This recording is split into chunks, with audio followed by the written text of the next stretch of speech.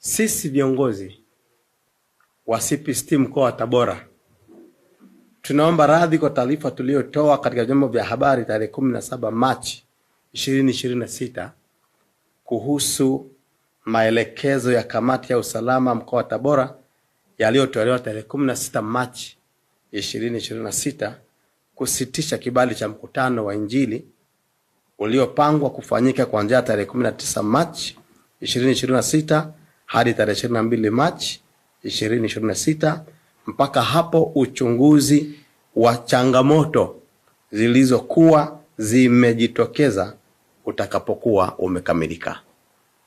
2.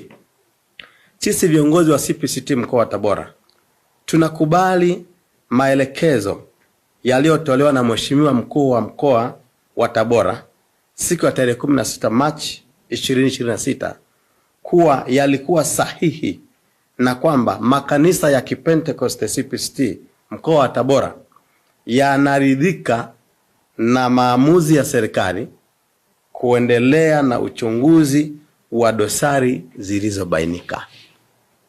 3.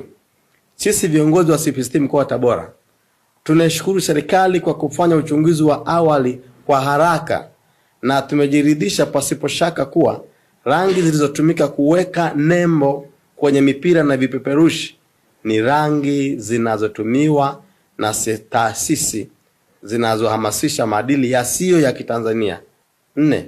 Uongozi wa CPST mkoa wa Tabora unaomba radhi kwa vipeperushi vilivyopelekwa mashuleni kinyume na kibali kilichokuwa kimetolewa. 5.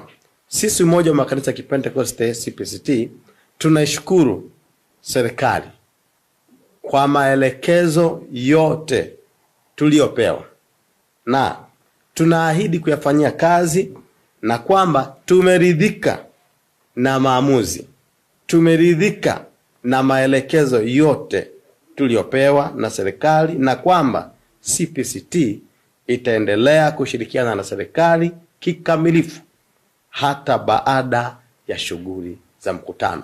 Kwetu kwa kushirikiana na vyombo vingine vya ulinzi na usalama unaendelea vizuri. Pamoja na hayo, kwa hatua ambayo tumefikia, tumeona kwamba tutoe kibali kwa shughuli za uinjilisti zikaendelea kufanyika bila kuathiri makundi mengine na maadili ya taifa letu. Kwa hiyo kibali ambacho kimetolewa cha kufanya mkutano wa Injili kimetolewa kwa masharti na kwa mipaka ya kufanya mkutano wa Injili peke yake. Hatutaruhusu utoaji wa zawadi, hatutaruhusu bahati nasibu ambayo ilikuwa imeelekezwa, hatutaruhusu ugawaji wa vipeperushi ambavyo vilikuwa na rangi ambazo hazifuati maadili ya taifa letu, hatutaruhusu ugawaji wa mipira ambayo yote imeshakamatwa na inadhibitiwa na vyombo vya ulinzi na usalama.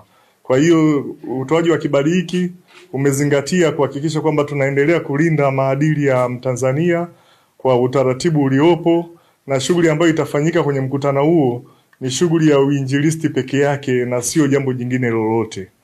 Maelekezo yaliyotolewa na mkuu wa mkoa tumeendelea kusisitiza endelee kuzingatiwa kama ambavyo yalikuwa yameelekezwa kwa mustakabali mzima wa kulinda maadili ya taifa letu.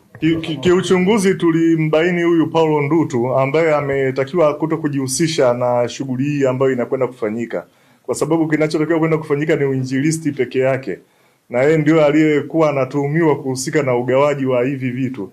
Kwa hiyo tumemtaka aondoke, asijihusishe na hili jambo wakati uchunguzi ukiwa unaendelea. Tunaishukuru serikali yetu ya mkoa kwamba baada ya makubaliano haya imeturuhusu sasa rasmi kuanzia kesho shughuli zote za mkutano uliotangazwa zitaendelea kuanzia hiyo kesho tarehe 19 mpaka tarehe 22, na serikali yetu